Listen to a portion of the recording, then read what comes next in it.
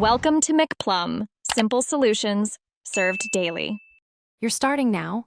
Open your image and choose the type tool so you can edit text directly. Click the text layer in layers to make it active.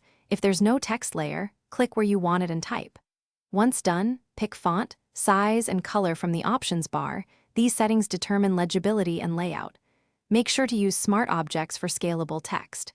This first step sets up non-destructive edits so you can change style without harming the original image. Now you'll change the content and appearance. With the Type tool, highlight and type your new text. Photoshop updates live.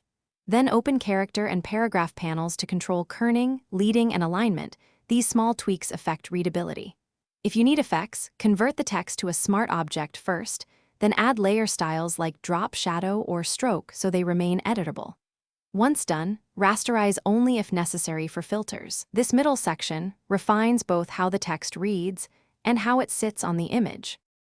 Finish by saving your PSD to keep all layers and effects, then export a PNG or JPEG for sharing.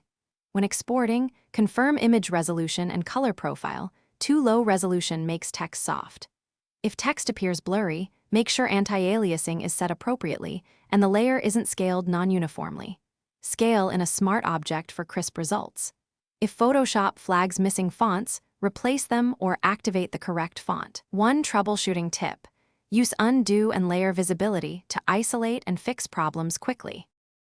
Thanks for watching. Stay juicy and subscribe.